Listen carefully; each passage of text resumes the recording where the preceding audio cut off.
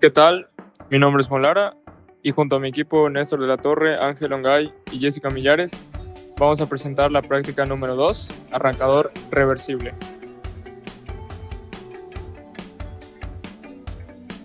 Un arrancador reversible es un sistema de control electromecánico diseñado para energizar un motor de inducción trifásico y permitirle girar en ambos sentidos, forward y reverse.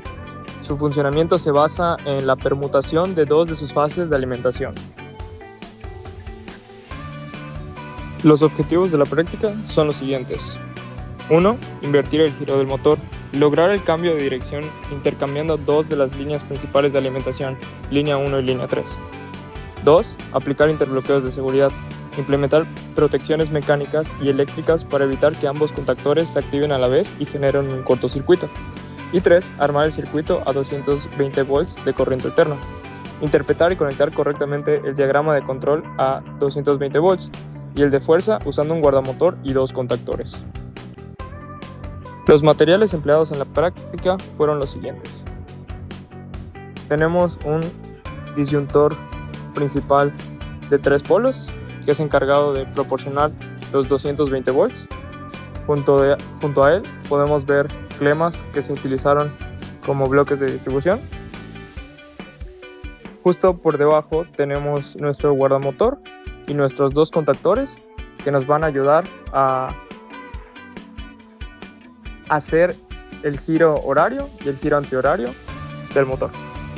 Y nuestro panel de control, cuyo tiene su botón para forward, el otro botón para reverse y por último tenemos nuestro botón de paro.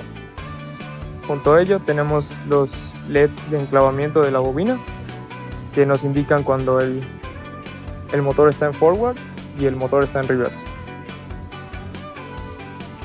En el siguiente dibujo eléctrico elaborado en el programa KDesimu podemos ver nuestros dos circuitos, el de fuerza y el de control a 220 volts.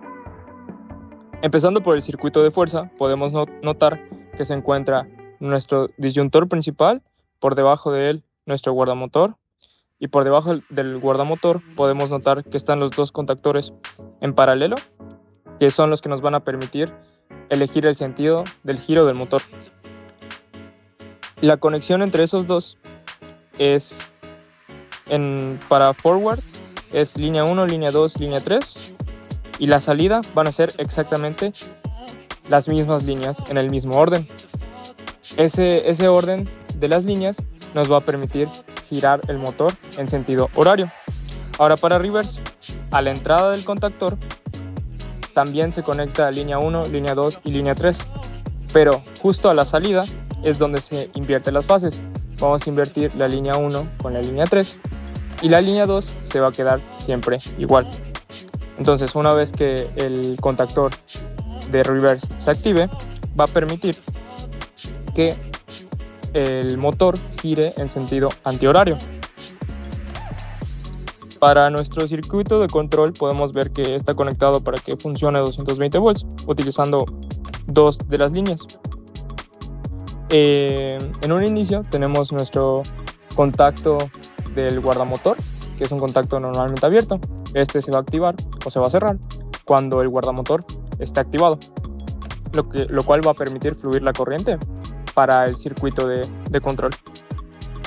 Luego de ello tenemos nuestro paro general, que es el que va a indicar, cuando está accionado algún contactor, vamos a tener que presionar el botón de paro para que el motor deje de girar.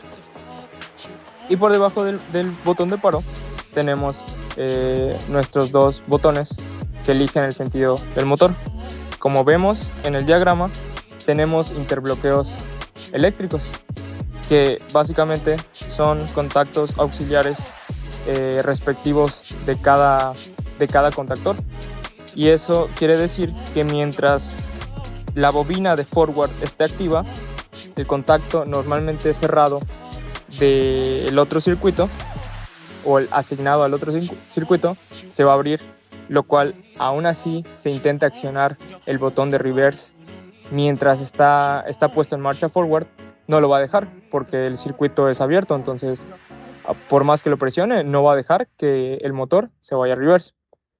Para que deje de girar, o sea, para que pueda entrar reverse, tengo que presionar el botón de paro para que se desenclave la bobina y ahora sí se vuelva a cerrar el contacto normalmente cerrado de forward y ya puedo poner en marcha el reverse. Funciona exactamente de la misma manera de forward a reverse y de reverse a forward. ¿Y eso es sentido?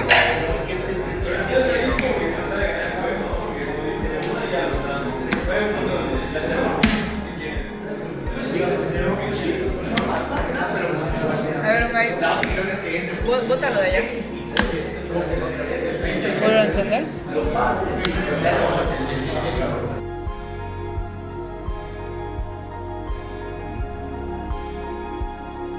¿En qué aplicaciones se utiliza el control reversible? Bueno, la inversión del sentido de giro del motor en la industria tiene muchas aplicaciones que requieren que el motor gire en ambos sentidos. Por ejemplo, un sistema de transporte y banda transportadora.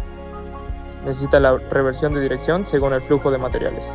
Un ejemplo de ello puede ser una banda radial que se utilizan en las concreteras, que necesitan que la banda se mueva de izquierda a derecha según el material que vayan a colocar en la tolva de agregado. También en grúas y elevadores, cambio de sentido para subir y bajar cargas, máquina herramienta, torneado fresado en ambas direcciones.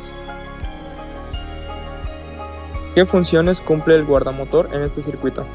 La implementación del guardamotor en este circuito es fundamental debido a que, en primera, cumple la protección térmica o protección contra sobrecargas.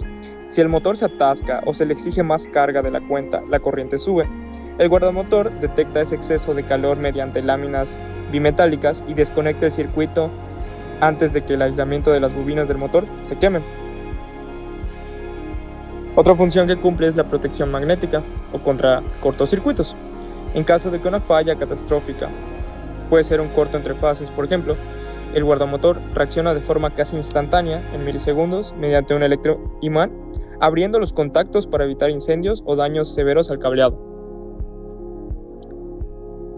También cumple la protección contra fallos de fase. Si una de las tres fases se corta, el motor seguirá intentando girar con solo dos fases, lo que elevaría la corriente en ellas drásticamente. El guardamotor detecta este desequilibrio y dispara la protección. Aparte de, como vimos en la simulación en Cadecimu, el guardamotor sirve también como el interruptor principal de energía para el circuito, ya que permite el aislamiento seguro para el mantenimiento y sustituye la combinación tradicional de fusibles más relé térmico en un solo dispositivo más compacto. ¿Qué tipo de coordinación de dispositivos se emplearon en la práctica? Se utilizó la coordinación asociada a tres dispositivos. En modo estándar se utilizó el interruptor termomagnético, que sirve como seccionamiento y protección contra cortocircuitos, el contactor, que es la conmutación, y el relevador de sobrecarga, que justamente es de protección contra sobrecarga. ¿Qué tipos de interbloqueos existen y cuáles fueron implementados en la práctica? Bueno, tenemos el interbloqueo eléctrico, el interbloqueo por pulsadores, el interbloqueo por límites como sensores y el interbloqueo mecánico. En la práctica se utilizó el interbloqueo eléctrico, como bien pudimos mencionar en la simulación en Cadecimu. Utilizamos contactos auxiliares respectivos de cada contactor para evitar que se puedan activar las dos bobinas al mismo tiempo. El tipo de contacto es un contacto normalmente cerrado que se abre al activarse la respectiva bobina.